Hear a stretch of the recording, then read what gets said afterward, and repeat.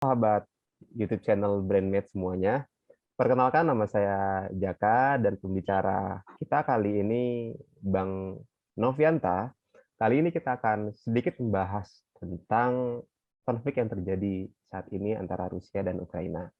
Nah, teman-teman kan sekarang uh, masih belum mengetahui secara detail gitu ya seperti apa dan apa yang terjadi sebenarnya di Ukraina dan Rusia gitu ya. Jadi cenderung teman-teman ini menyikapinya dengan berbagai hal ya termasuk berpikir secara sempit atau menyederhanakannya secara sepotong-sepotong gitu kan. Nah, pada kesempatan ini kita akan membahasnya dalam bingkai yang lebih utuh bersama Bang Novianta. Ya, mungkin langsung saja kita coba dengarkan penjabaran Bang Novianta. Silakan Bang Novi.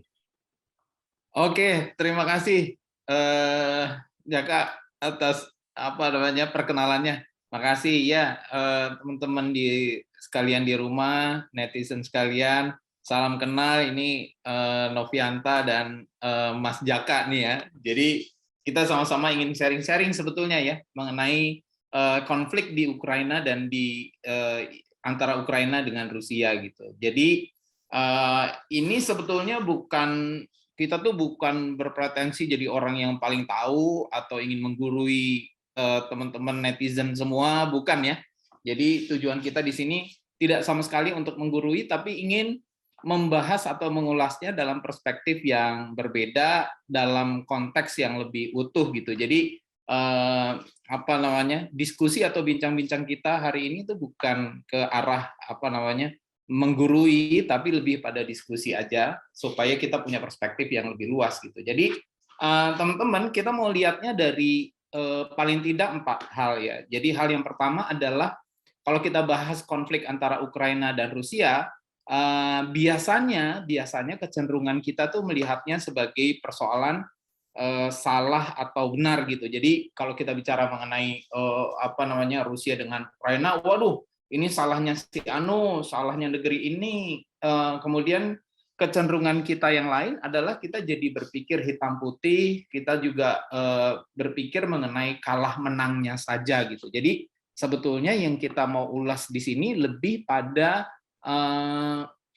sudut pandang yang berbeda yang sebetulnya bisa mempengaruhi juga yang terjadi antara Ukraina dan Rusia gitu. Kalau kita melihatnya bahwa ini sebetulnya adalah peluang buat kita semua untuk belajar lebih jauh ya, karena ada banyak dimensi yang kita bisa pelajari dari konflik antara Ukraina dan Rusia ini gitu. Jadi sebetulnya YouTube ini lebih pada bagaimana membuat kita belajar lebih banyak, menjadi berpikir lebih luas, kita dapat gambaran yang lebih utuh mengenai bagaimana konflik antara Ukraina dan Rusia.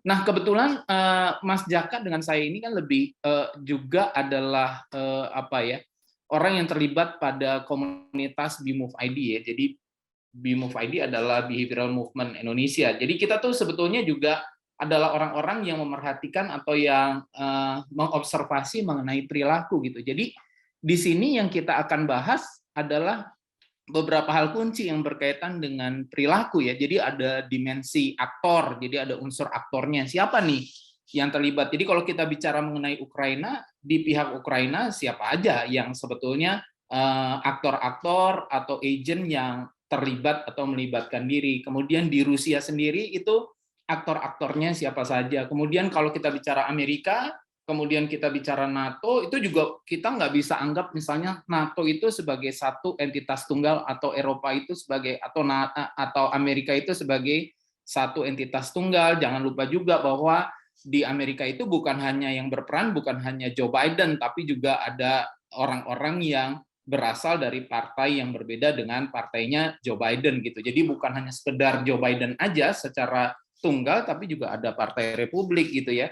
Dan kemudian sama juga dengan NATO. NATO itu terdiri dari beberapa negara. Jadi kita nggak bisa lihatnya dalam konteks NATO secara sebagai sebuah fakta yang tunggal atau homogen gitu. Tapi juga di NATO itu ada aktor-aktor, misalnya ada kanselirnya Jerman Barat di situ. Kemudian ada perdana menterinya Polandia gitu. Terus ada sekjen NATO-nya sendiri gitu. Jadi ada banyak aktor yang terlibat di sini. Jadi yang pertama adalah aktornya. Kemudian yang kedua berkaitan dengan mentalitas ya. Kalau kita sekarang anak Jaksel tuh sering ngomong mengenai kena mental gitu. Jadi ini ada hal yang penting juga di sini, itu tentang mentality gitu. Jadi kalau kita bicara aktor, aktor itu juga nggak lepas dari mentalitas. Nah, mentalitasnya aktor itu juga tidak berdiri sendiri, dia sangat dipengaruhi oleh sejarah, oleh pengalaman, oleh kebiasaan berpikir, oleh budaya, oleh bahasa yang digunakan gitu ya. Jadi ada banyak hal yang mempengaruhi mentalitas dari seseorang gitu, termasuk pengalaman emosional dari orang-orang tersebut gitu ya. Jadi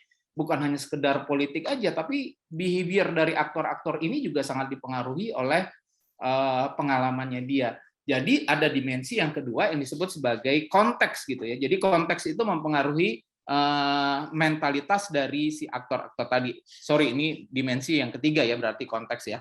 Kemudian yang keempat ya berkaitan dengan strategi militer itu sendiri gitu ya. Jadi teman-teman, kalau kita akan bahas di sini, nanti kita akan bahasnya dari paling tidak dari 4 hal tersebut. Ada dimensi aktornya, ada dimensi konteksnya, ada dimensi mentality dari aktornya, kemudian ada yang berkaitan dengan strategi militer. Tapi ini kita nggak bahas strategi militer tuh sebagai pengamat militer, bukan ya, tapi kita bahasnya dari perspektif tadi konteks yang mempengaruhi behavior gitu ya.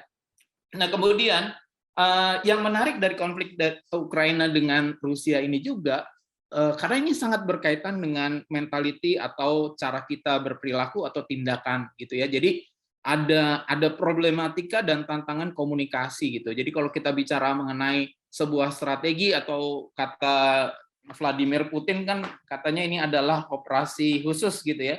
Nah, ini bukan hanya sekedar persoalan persenjataan, tapi ada strategi propaganda atau strategi komunikasi. Nah, strategi komunikasi itu sangat mempengaruhi cara-cara orang berpikir juga gitu. Jadi nanti kita akan diskusikan mengenai problematika dan tantangan komunikasi, termasuk narasi gitu ya. Jadi kalau kita bicara mengenai konflik antara Ukraina dengan Rusia, itu bukan hanya sekedar juga persenjataan aja, tapi juga ada problematika atau tantangan narasi gitu. Nah, di antara Rusia dengan Ukraina ini siapa berlomba-lomba dia mengungkapkan narasi. Narasi yang paling kuat tuh siapa dan narasi mana yang paling kena buat orang-orang di dunia maupun orang-orang di negaranya gitu. Jadi itu penting banget persoalan narasi. Kemudian ada yang ketiga yang berkaitan dengan teknologi. Jadi kalau kita bicara mengenai konflik ini ada persoalan teknologi di situ. Jadi teknologi itu nanti kita bicara mengenai filosofi desain juga. Jadi filosofi desain dari teknologi yang digunakan dalam konflik ini juga akan mempengaruhi result atau hasilnya gitu. Jadi